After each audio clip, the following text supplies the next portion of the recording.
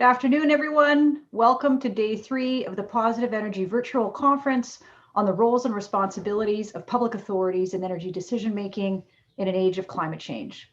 I'm delighted you can join us today. We've got a terrific audience of leaders from a variety of different sectors and from across the country. So glad you can be with us. My name is Monica Gattinger. I'm a professor at the University of Ottawa, and I'm also the chair of Positive Energy.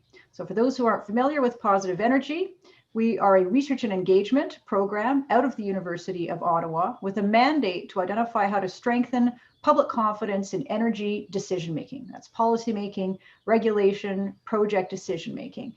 Our approach is to use the convening power of the university to bring together leaders from business, from government, from regulatory agencies, from Indigenous organizations, environmental non-government organizations, and the academy to identify what are some of the key challenges that we need to focus on when it comes to strengthening public confidence. I then have the privilege of leading a research team of about 15 to 20 academics and senior practitioners and graduate and undergraduate students who work on these issues. We're going to begin our session today with a land acknowledgement. I would encourage you to acknowledge the land from which you are joining us. This acknowledgement is especially meaningful as we mourn the lives of the 215 children whose remains were found at a former Indian residential school in British Columbia. Our hearts are with the children, the families, the survivors, and all of those damaged by the Indian residential school system.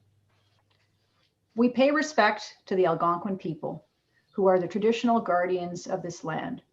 We acknowledge their long-standing relationship with this territory, which remains unceded. We pay respect to all Indigenous people in this region from all nations across Canada who call Ottawa home. We acknowledge the traditional knowledge keepers, both young and old, and we honor the courageous leaders past, present, and future. Again, I would encourage you to acknowledge the land from which you are joining us today. Today is the third of our 4 lunch hour sessions profiling positive energy research on public confidence and the roles and responsibilities of public authorities in energy decision-making. Who decides what, when, and how for energy and climate?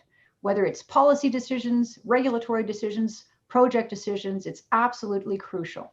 There are multiple public authorities involved in decision-making. Policymakers, regulators, the courts, Indigenous governments, municipal governments, federal, provincial, and territorial governments. For Canada, an energy-intense economy with a large resource base, having decision-making arrangements for the country's energy and climate future that secure the confidence of citizens, customers, communities, investors, even governments themselves is crucial. It's going to shape how well Canada will succeed on both energy and climate, and all the more so on the road to net zero by 2050. When it comes to net zero, a lot of our policy debates often overlook the institutional arrangements that will be needed to reduce emissions in the real worlds of politics, intergovernmental relations, consumers, energy markets, investors, citizens, and community preferences. Positive Energy's work on roles and responsibilities is intended to fill that gap. On our first day, we heard a keynote from Nick Nanos presenting new Positive Energy survey findings about public confidence in energy and climate decision-making. The results underscored that there is a lot of room for improvement when it comes to strengthening Canadians' trust in decision-making. Yesterday's session focused on how to strengthen public confidence in policymakers and regulators, both of which are making crucial decisions about Canada's energy future. We heard about research studies from Mike Cleland and Roland Harrison, along with comments from the Canadian Council for Aboriginal Business's CEO, Tabitha Bull. The key message? We're going to need to continuously reform our regulatory systems to meet the challenges of today and tomorrow, whether it's net zero by 2050, reconciliation and partnerships with Indigenous peoples, affordable and reliable energy, community expectations for a say in decision-making, or investor requirements for predictability and timeliness in decisions. Today, our focus is federalism. Canada has one of the most divided and decentralized constitutional arrangements for energy in the world, along with population, energy resources, and GHG emissions distributed unequally across the country.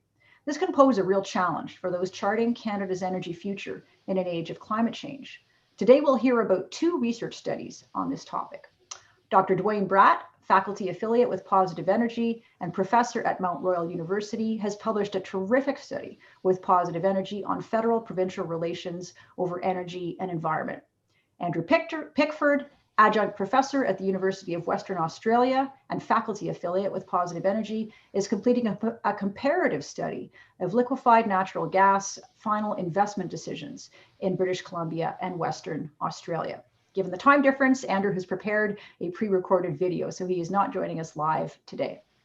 Our discussant for today is Shannon Joseph, Vice President of Government Relations and Indigenous Affairs with the Canadian Association of Petroleum Producers and a member of Positive Energy's Advisory Council. We also have a special presentation from our arts consultant, Cameron Cross, an exceptional public artist from Manitoba, who we are privileged to have on the team. We'll begin with presentations from Andrew, Dwayne, and Cameron, and then we'll proceed to comments from Shannon. We'll follow this with Q&A. So if you have a question, please use the Q&A function in Zoom. If you want your name to be mentioned, let me know when you type in your question. Feel free to ask questions during the presentation portion of the event. I'm not going to interrupt the presenters, but I will do my best to get to all the questions in the Q&A session. So without further ado, we're going to start with the video presentation from Andrew Pickford. So Raphael, take it away.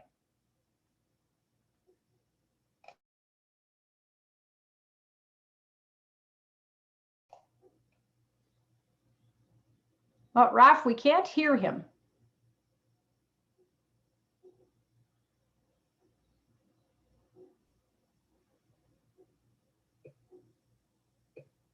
Thank you, Monica, for what I'm sure was a very kind and overly generous presentation. I appreciate the opportunity to present to the Positive Energy Conference, albeit remotely and pre-recorded.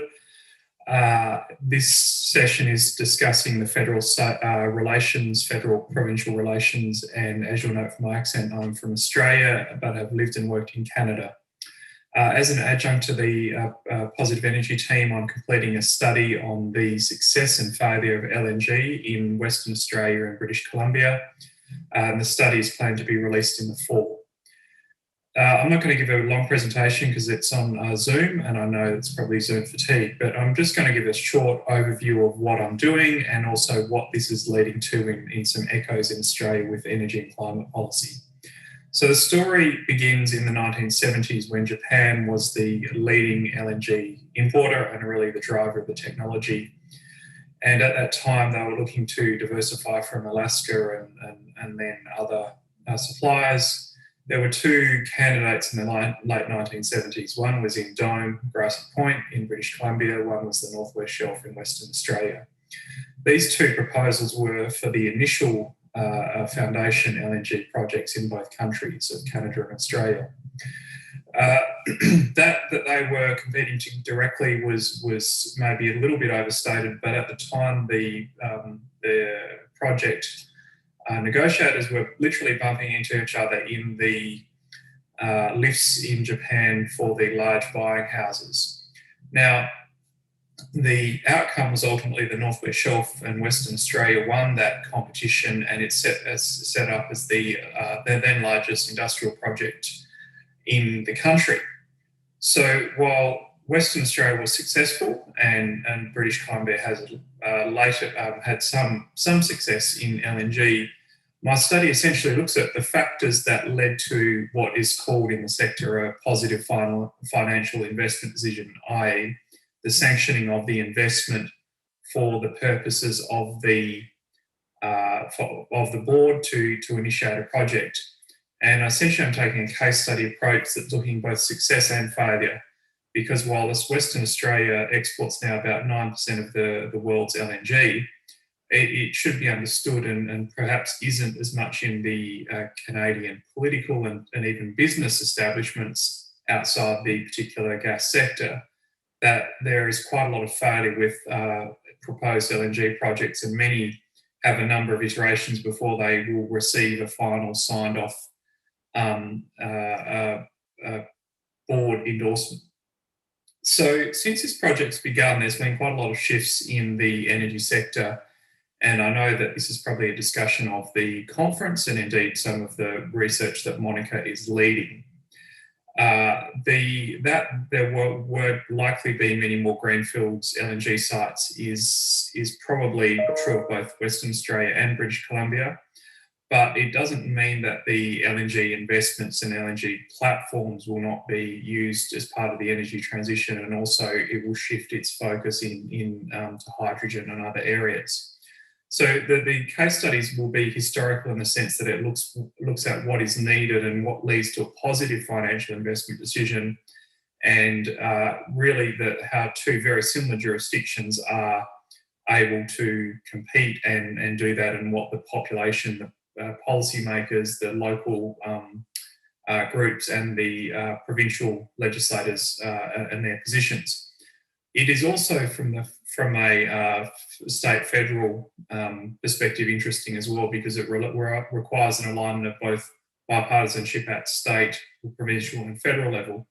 So I know Dwayne is going to be looking into this and has got some interesting case studies of the Canadian example, and Australia is quite similar in that story. So I look forward to doing a full analysis of the success and failure factors and really what that means for policymakers and analysts. And looking forward, I think that this will be helpful to lead into a discussion of what is needed in the next wave of the energy transition and energy demands. Because while the fuel source may change, I think that the consensus is there will still be demand for energy, but it'll be much greener and in a different format than previously. So there's some interesting phenomena that we're seeing and interesting trends. Is obviously the IEA report about the end of the energy, end of the investment patterns has signalled a change, as have the Exxon and Shell cases in the last week in Europe and North America. Northwest Shelf is interesting because it is actually it's looking to install solar panels and becoming a tolling operation, which is different from a procurement. So that these assets will exist for some decades to come is not really disputed, but they'll likely be much greener, integrate renewable energy, and also be potentially a vehicle for hydrogen. So the other thing that has come out of this research and analysis, and I think is worth looking at, is that the next wave of green investments and renewables and so forth, it will necessarily result in probably similar cleavage points that the initial LNG investments face. Certainly when you're going to get project approval for a large site, industrial use, even if it's green, does involve local, provincial and federal politics.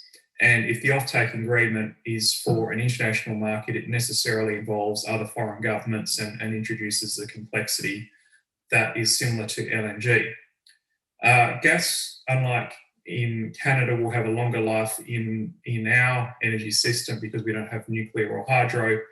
And I would expect to see that continue for a longer time, which has an impact on our politics. And not only that, our coal seats also have a direct impact on how we make energy policy, including a recent decision by the federal government to invest in a gas plant on the same day the IEA report came out. So I look forward to contributing to the Positive Energy Research Program. I look forward more to hearing and seeing what Dwayne is going to do on his look at energy federalism. It's highly relevant for the work I'm doing here in Australia and also working with other companies, but I think it is also critical as we look to the hydrogen economy, the renewable economy, because these major CAPEX decisions will not be without controversy. And I hope that this research improves the understanding of policymakers, both here in Canberra, but also Ottawa, of how Australia and Canada can be at the leading edge of this next chapter of energy production and export. Thank you. Thanks again, Monica.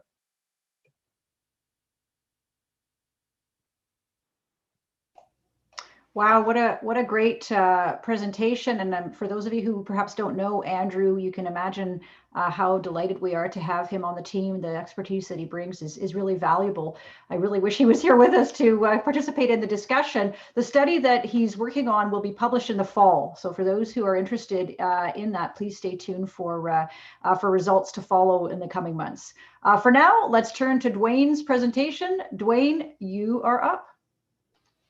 Okay, thank you, Monica, and a pleasure to be here, at least virtually. I'm just going to, I've got a presentation, so I'm going to share my screen here.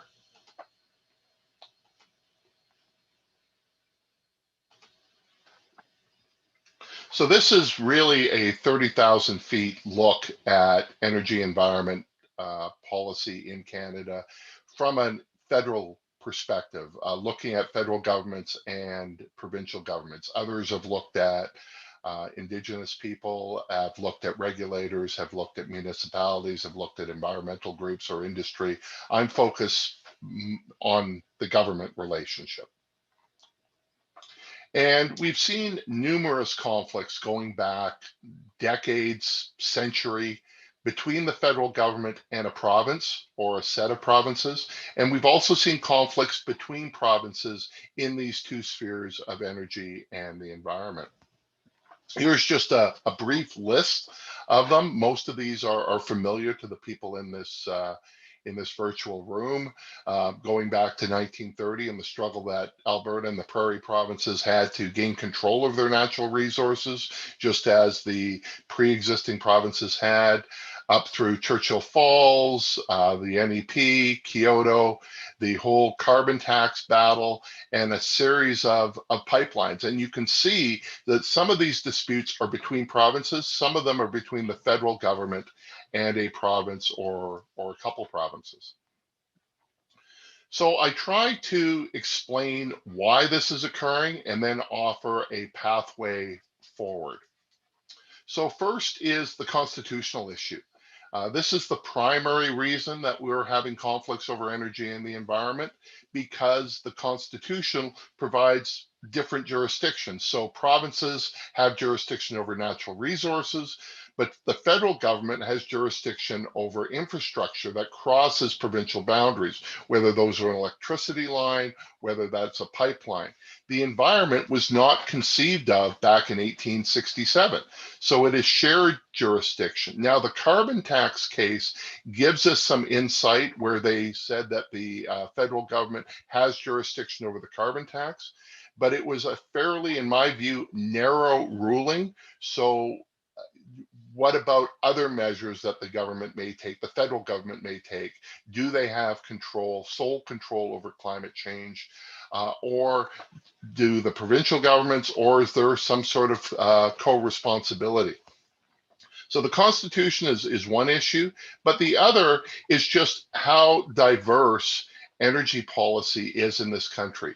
There's different breakdowns of what provinces produce or use energy, as well as the greenhouse gas emissions by province. So I've just got a couple charts here to illustrate the problem. So we can see that there are hydro provinces, Quebec and Manitoba and BC and Newfoundland. We see a nuclear province in Ontario, and we see coal and natural gas dominating in Saskatchewan and Alberta. And that's just on the electricity side. When we move to oil and gas, there's a few provinces that produce oil and gas, but the vast majority of it comes from the province of Alberta. So Saskatchewan also produces oil, Newfoundland also produces oil, BC also produces natural gas, but it's really Alberta that dominates with some of these other provinces. And that has an impact on greenhouse gas emissions. You can see that those oil producers have much higher per capita greenhouse gas emissions than the rest of the country. The charts for Alberta and Saskatchewan are incredibly high compared to the rest of the country. So that's the problem. How can we try to mitigate these disputes moving forward? And because not dealing with this problem has costs. If we don't successfully deal with this, we're going to have much higher greenhouse gas emissions. We won't hit the targets that are being established, let alone net zero. We have delays or companies abandoning critical energy infrastructure. Think of the Energy East project or the Northern Gateway project, and it has an impact on national unity. There are now separatist movements, separatist parties in both Alberta and Saskatchewan, in large part to some of the issues around energy federalism. So I've identified trying to find a comprehensive agreement is very difficult, if not impossible. To get 11 governments to agree on a wide-ranging package and for that to hold for years and decades after is virtually impossible.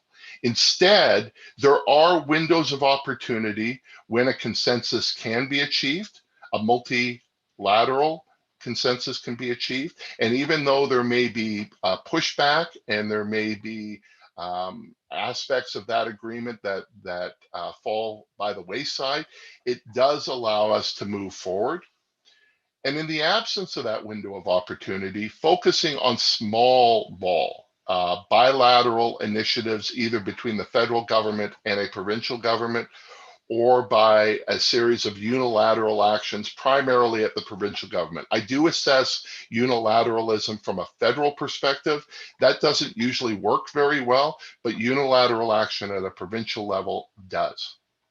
So what do I mean by multilateralism?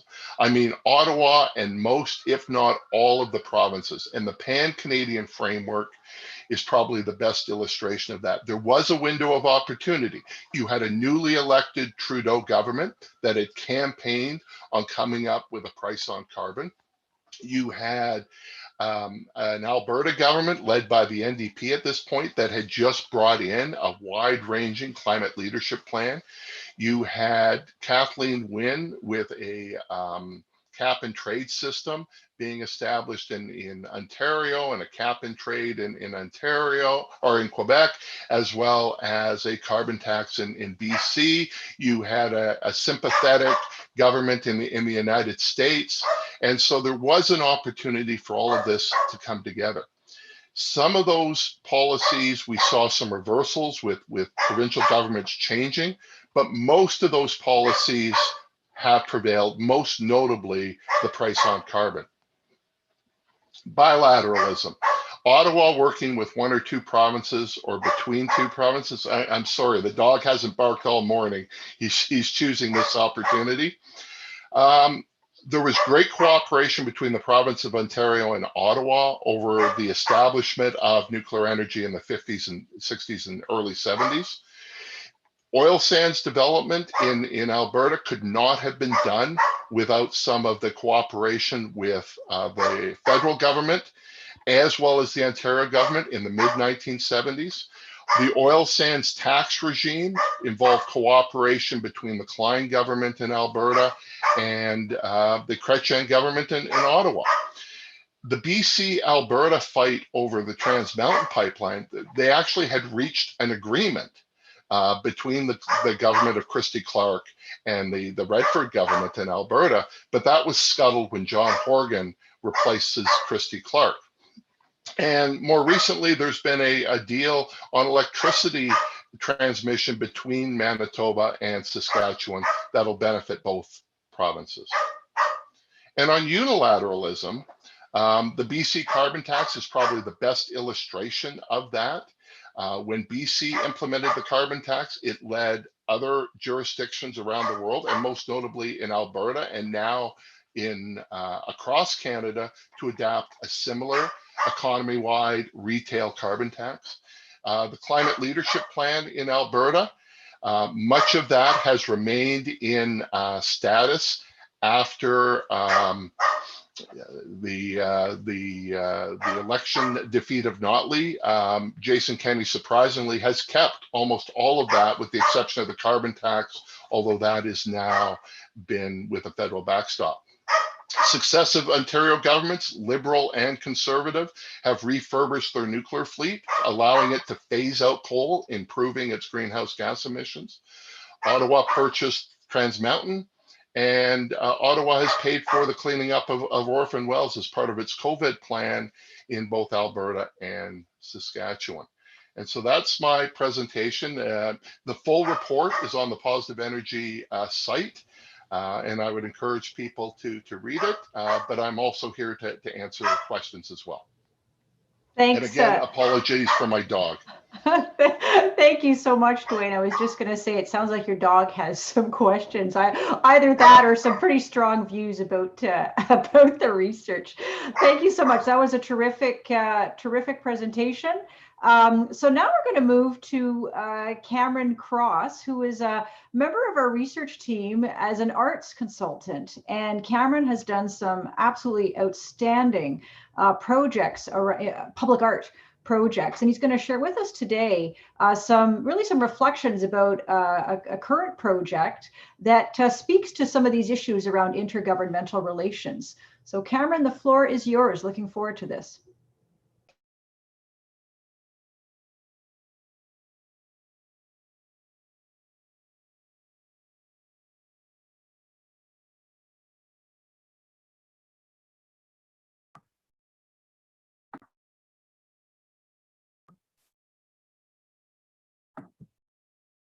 Here we go. Thank you, Monica. It's an honor to be presenting at another Positive Energy conference. Thank you for always including creativity and diverse perspectives in these sessions. I really love being part of the team. I'm speaking to you from Winnipeg, or Treaty 1 territory, the traditional lands of the Ojibwe, Cree, Oji-Cree, Dene, and Dakota, and the birthplace of the Métis Nation and the heart of the Métis Nation homeland. So I'm going to take a few minutes and talk about a public art project proposal for Winnipeg. The idea behind it, it's called Ears of the Earth, and the idea behind Ears of the Earth is to transform this abandoned 30-meter smokestack at the Forks site in Winnipeg into a giant flower vase with 8 prairie crocus and 20 stems protruding from the top. The structure is commonly called the smokestack at the Forks, but it's actually an abandoned steam chimney attached to an abandoned steam plant. So the idea is to transform a large-scale piece of energy infrastructure into a work of public art, moving it from the industrial to the aesthetic. There are 3 main build partners in this process. First, we have Hammond Custodes Cottrell from Richmond Hill, Ontario. They are going to come in and take core samples and give us information on the structural integrity of the stack. The stack is about 75 years old. Second is AECOM engineers from Winnipeg. They will take this information from Hammond Custodes and reinforce the stack, as it will need to withstand the weight and wind load from the flowers. Our project manager is Neil Clausen. And the third is Heavy Industries in Calgary, from Calgary, an engineering and art fabrication firm that will build the flowers under my direction and install them into the stack. And they're an incredible build company in Calgary. They've been around for quite some time. You can see them at heavyindustries.ca. So Raphael will show you our 1-minute promotional video, which is not quite released yet, but it's a big part of our public consultation. So Raphael, do you want to show that? A city is a work of art that's always in progress. It's shaped by the people who call it home, and their contribution is all around us. Winnipeg is rapidly changing, and we have an exciting future ahead, but we're always surrounded by our history. We cherish it because it inspires us to create something new, and because if we don't protect it, we can never get it back. The abandoned steam chimney at the Forks is a beloved piece of our city's landscape, but it will be demolished if we don't act. We can preserve this piece of our city's history by transforming it into a spectacular work of public art. This is a project that's inspired by home and accessible to everyone who comes here. This is your chance to shape our city in a way that will influence so many others. This is Ears of the Earth. Thank you, Raphael. That video was produced by Tripwire Media Group here in Winnipeg. So I'm just going to take a few moments. I'm not sure how many viewers have been to the Forks, but I want to talk about the very dynamic nature of the Forks site itself. The Forks is the area in Winnipeg where the Red River meets the Assiniboine River. The Forks has been an Indigenous meeting place for well over 6,000 years. Plenty of artifacts found over the years. The Forks became a major CN rail hub in the early to mid part of the 20th century. The Forks is a national heritage site and is owned in part by all three levels of government, city, provincial, and federal. Rogers Communication actually leases the old steam plant and technically the stack. And at one time it housed a city TV station for many years. And today the Forks is a destination of shops, restaurants, and activities, and millions of people come every year and enjoy themselves. It's a beautiful part of our city, probably the main destination now of Winnipeg, and it's also the area where the Canadian Museum for Human Rights is located.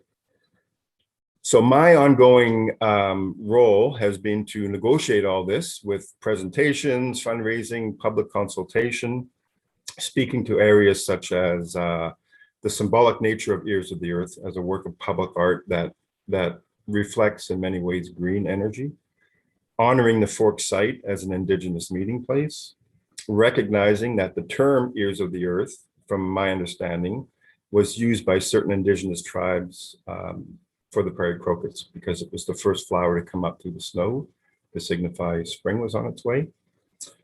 Showcasing that the prairie crocus is actually Manitoba's provincial flower. And also, whenever I can, speaking about the values of public art in general and how incredibly democratizing public art is.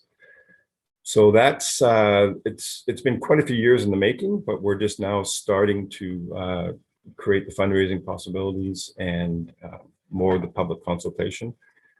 Of course, we're going through a pandemic, so we're being very patient, but we're on the right track. All the players are in place, all the builds, all the permission. The Forks has been an amazing partner, and they're giving tax donations or tax credits rather to people who give money towards the project. So yeah, it's an exciting road, and we're really looking forward to all the possibilities. So I look forward to any questions in the Q&A section. Thank you, Cameron.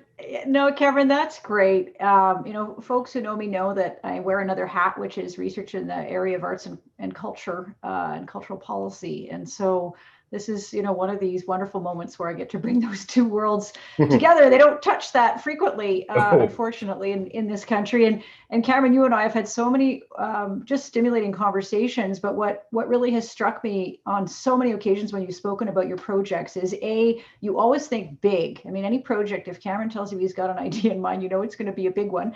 And B, you know, at the end of the day, you're a proponent, right? You're trying to cite something that can elicit responses from folks and requires permissions and acceptance of a whole host of actors. So it's, you know, very similar in many ways to some of the energy citing issues that, you know, folks in the energy sector are well aware of. So thank you so much for sharing that. I think we're going to have some really interesting discussions on that presentation.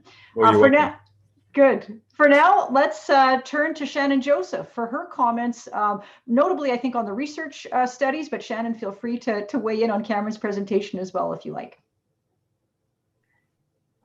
Thanks, Monica. And I just got a message from my computer that says the host has stopped my video. So I might need the host to turn that back on at one point. But thank you so much for having me. I'm Shannon Joseph from CAPP, and I'm joining you from Ottawa, the traditional territory of the Algonquin and Anishinaabe peoples. I really appreciated a lot of the research that came from both Dwayne and Andrew, and I think I'm going to focus on that, and I'm sure during this can make connections to some of the broader discussion. So yes, jurisdictional disagreement between provinces and the federal government has an important impact on policy and investment. And I'd add that a big dimension of that is different perceptions of opportunities and visions for the pathways for climate and energy policy. And I think government's vision is very informed by their jurisdiction and their local realities. And so I think this is an important part of the conversation.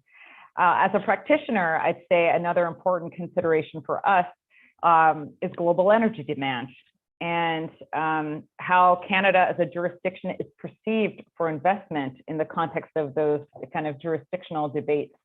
And I'd say another important factor is how businesses' own climate strategies and environmental strategies come into play with those government visions and with those government policies. And so I'm going to be speaking today about kind of global demand for energy, investor perceptions of Canada today, some of the things affecting those investor perceptions. And then I'll end with the LNG example, which I think is a really excellent example of some of the issues at play. So, starting with energy demand, I think as everyone knows, Canada produces a lot of energy. We use a lot of energy. We have a high per capita energy use, but we also export energy, where oil and gas is our biggest export. It represents between $101 and $116 billion annually in revenues for Canada. And one of the big considerations in the investment space is there demand for energy, and does anyone want what I'm producing? And for Canadian oil and gas, that question has been yes for many, many decades. And that's why we are such a large industry here. Our current biggest customer, which is the United States, imports about 4 million barrels per day from Canada. They want more for their Gulf Coast refineries. But of course, there's that global picture, and the International Energy Agency, these numbers are from 2019, so right before the pandemic, estimates that going out to 2040, oil and gas are still going to play major roles in the global energy mix, over 50% of global energy demand, and gas increasing a lot as coal decreases. And this is because we still have 1 billion people in the world who don't have access to electricity. We have 3 billion who are energy scarce or dealing with energy scarcity, and governments, their governments and markets are responding to that. And during the pandemic, I think gave us a good illustration of that. Just looking at oil demand, we had global demand for oil normally was 100 million barrels per day. During, let's say, Q3 of 2020, that demand had dropped to 91 million barrels per day. And right now, with the world still kind of locked down, we're back at 95 million. And we expect to be back at 100 million in January. And with, again, increasing population, we expect that demand to increase. So there is a lot of demand coming from people. And the projects that are on the docket, and projects takes many years to develop, are informed by this reality. It's informed by these projections. This is, and I'm just talking about the oil picture. I'm going to get to gas a little bit later in my presentation. So there's that energy picture, but then there's the environmental picture, and climate policy have become a major part of the conversation for our industry, for all industries. And so in parallel to managing and addressing kind of the energy picture, we are now addressing this climate picture, and everyone, whether it's governments, communities, businesses, are looking at it in a serious way and see from their vantage points different opportunities to pursue solutions. And as Dwayne pointed out in his paper, the conflict over energy environment is primarily due to the constitutional arrangement, and I'd say also a desire to show political leadership. And given that each jurisdiction has their own opportunities, sometimes they end up kind of regulating the same activities, taxing the same molecules, and this creates concerns for investors. And the governments, because we're talking about people in government who are literally in different places and have different experiences, have different perceptions, visions about what's the best path forward. And so when we look at all of them acting together, it's hard to predict, and it's hard to kind of manage down how to ensure efficiency in that space so that you can get those environmental results you want while still having the economic performance you want and all these other things. And a great example of this was methane regulation, which Canada and now the Biden administration have now committed to relook at. And federal government brought in its methane regulation, it was very expensive and not particularly adapted to local operating contexts. Ultimately, British Columbia, Alberta, and Saskatchewan each developed their own methane regulations and were able to reach agreement with the federal government about equivalency. And for industry, that was great because we were able to have those locally adapted policies. But it was an example of how important it was for those governments to talk and reach agreement to avoid, again, all wanting to go after the same molecules, but maybe doing it in less efficient ways. I think that, as a consequence of kind of some of the layering that happens because of these different jurisdictions, we see kind of these market tools and these regulatory tools not always working super or ideally together, let's say. And so we have, the new Impact Assessment Act was something he mentioned in his report. I think at one point it might, since that new policy has been passed, the federal Minister of Environment has twice designated projects that would normally just be provincial to a federal review as well. This isn't something that is easy to anticipate. It has implications for investment. So it's important to see how these things are going to negotiate as each government wants to play a bigger role. Some of the policy tools, whether it's market tools or otherwise, sometimes can work against each other. So you might have a market tool to bring down emissions for a low cost. And some of those tools might be credit generation and things like that. You might end up regulating on the other side something that would remove, let's say, the additionality provision of a certain activity or investment you were going to make. And suddenly you're not generating those credits anymore. And the cost has just gone up. And the investment decision becomes harder. And maybe those emission reductions become less likely. And even today, as we look at, Quebec just announcing their own clean fuel regulation, are activities under that going to be considered additional? Will they count for the federal regulation, which hasn't been finalized yet? These are all questions businesses are looking at, and how are all these policies going to work together to support action, which is what everybody wants, and businesses want that action at the most efficient cost possible. And in addition to this picture, and I've spoken a lot about government and their policies and how they work together, companies have their own environmental strategies, climate mitigation strategies, pathways. We have solutions. We want to be part of that big solution. And so the question is, how do the competing government visions about what solutions look like fit with the actions that companies are taking, the investments we're looking at for emission reduction, and what does that mean for investment in infrastructure and other types of policies?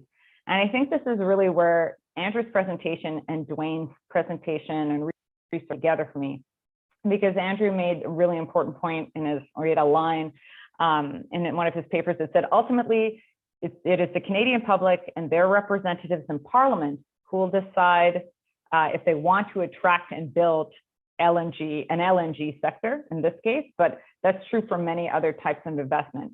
And so there needs to be an industrial strategy that is anchored within the broader environmental and other policies to help everybody know how Canada wants to move forward, and therefore to help private capital know how they can play in that and how they can be part of that.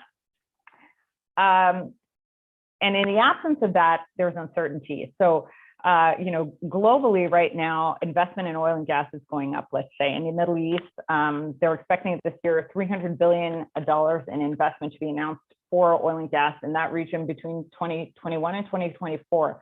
Norway has investment to $20 billion. In 2014, investment attraction to Canada, oil and gas sector, was about $81 billion. In 2020, it was about $20 billion. And that's very similar to Norway, whose sector is a fraction of the size of Canada's sector. Canada's also seen about $150 billion worth of large energy projects being shelved, including, Pacific Northwest LNG, Aurora LNG. In the news recently, we've heard a lot about Kitimat LNG being at risk. The owner's looking at selling. And so this question around vision and around how the policies work together and how those policies and industry opportunities to contribute to climate change mitigation interact. All of these can have a high cost when there's too much uncertainty, because investors will go to where they have more certainty, because it's a global competition.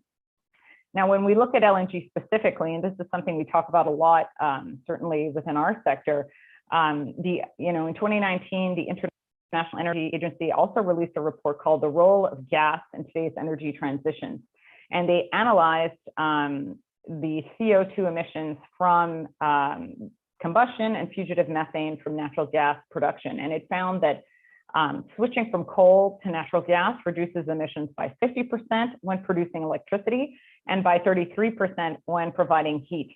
And we also found that the Institute for Energy Economics and Financial Analysis was finding, so that's one fact. The other fact is that China is adding one new coal-fired power plant to their grid every 2 weeks to address some of those energy poverty issues I spoke to earlier. Now, Canada, there's a vision of climate action where Canada becomes a leader as an LNG exporter. We generate wealth for our own activities, for our own transition activities, but also to play a major role in meeting global energy needs and reducing the emissions that are going to be coming from coal-fired electricity in China, India, Southeast Asia. And our Canadian GHG emissions intensity from LNG are going to be uniquely low, because 75% of Canada's electricity grid is low emission, and a lot of those LNG facilities have potential for electrification. The LNG Kitimat project I mentioned was going to be basically the lowest emitting facility in the world today, 35% lower than the world's best performing facility, 60% lower global average.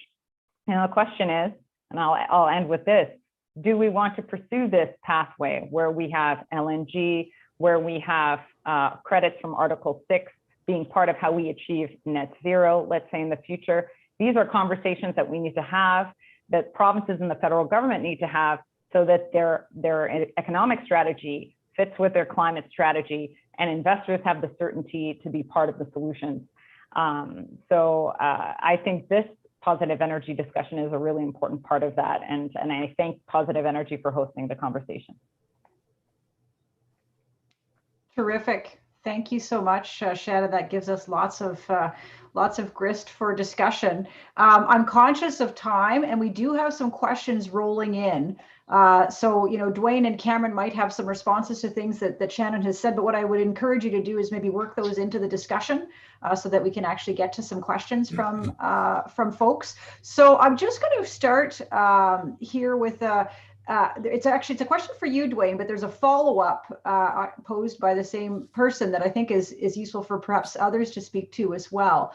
So the first question specifically for you, Dwayne, is what is the role of the Council of the Federation in promoting cooperation and collaboration for projects? But then there's a broader question for anyone. Is the role of the Intergovernmental Affairs Minister visibly improving? I note that most provincial premiers hold that role as well as premier, but the federal government does not.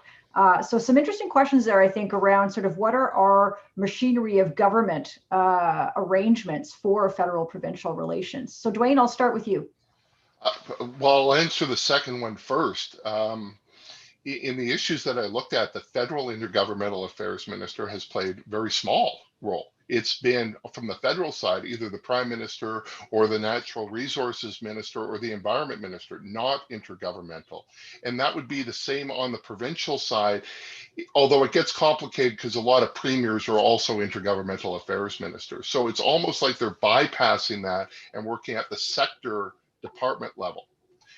On the first question, there are moments when the council becomes important. I think around the Pan-Canadian framework, it did play an important role, but largely because these disputes are between provinces, they simply don't try to discuss them at the Council of the Federation because they have seen some of this blow up, most notably when Christy Clark walked out of a meeting to hold a press conference blasting, the Trans Mountain Pipeline. And so as a result, when we've watched some of these meetings, at least publicly, they've excluded these contentious items, and instead they focused on things that the Federation could agree on, which is usually get more money from the federal government. Right. And it's, it's always struck me as kind of curious in a way that we have these intergovernmental Fed-Prov territorial tables for energy. So you've got the Energy and Mines Ministers Conference, and then you've got, one on the quote unquote other side for environment. But we don't have, with the exception of at the Premier's and Prime Minister table, something that tries to take that integrated view. That seems to me another kind of a miss for Canada in terms of how do we get to an You can't integrated artificially approach. divide them. Yeah. You have to have them at the same table.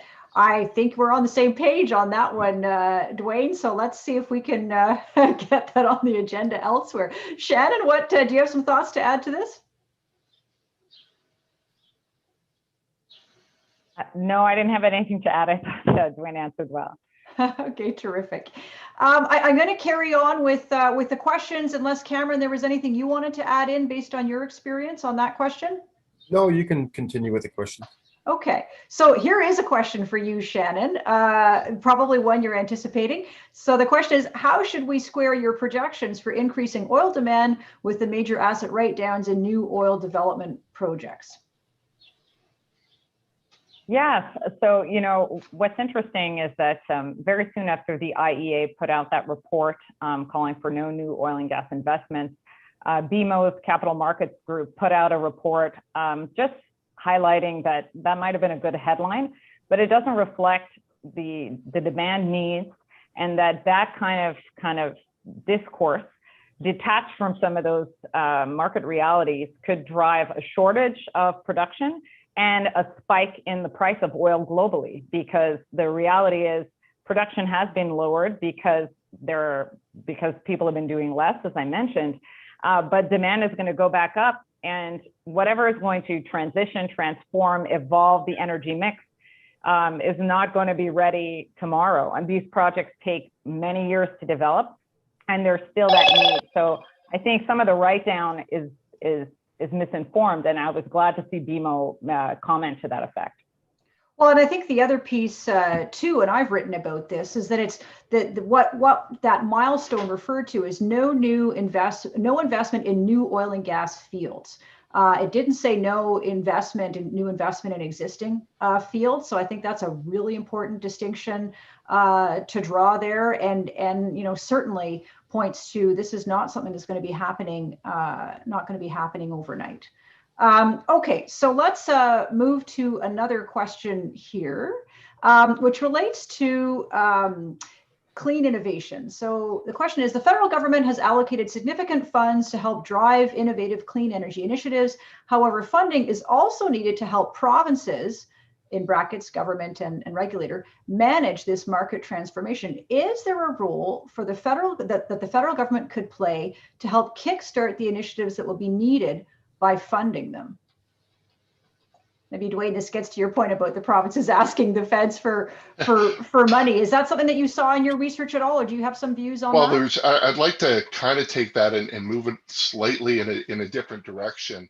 And I'm involved in a current study looking at cooperation around small modular reactors. I reference it a bit in this paper, but I'm going further along in another study. And there we are seeing cooperation between 4 provincial governments and a federal government that don't normally agree. Alberta, Ontario, Saskatchewan, and New Brunswick are working together with the feds in developing this. And there are cost sharing arrangements where both the federal governments and the provincial governments have already kicked in close to $100 million when we combine all of the investments, and much further investment is going to be required.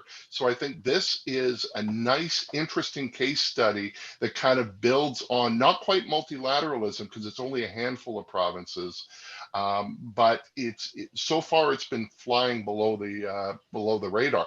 Other programs like the climate capture utilization strategy, they've reached a tentative agreement on cooperation between Alberta and the federal government, but the Alberta government wants the feds to kick in tens of billions of dollars on this, and so far they're not getting that. So in the SMR case, it really is cost sharing.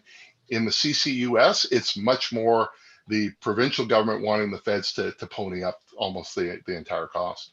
Right. No, makes sense. Shannon, I want to sneak in another question here that relates to what Dwayne was just saying, and potentially gives you a chance to weigh in on that, but through a particular lens. So the question is planning in the oil and natural gas market coordinated in any way with planning in electricity to see that they are both planning to serve heating and transportation load, which definitely, I mean, when I think about that, holy cow, does that bring up a lot of Fed, Prov, Interprov, regulatory type issues. Any response to that?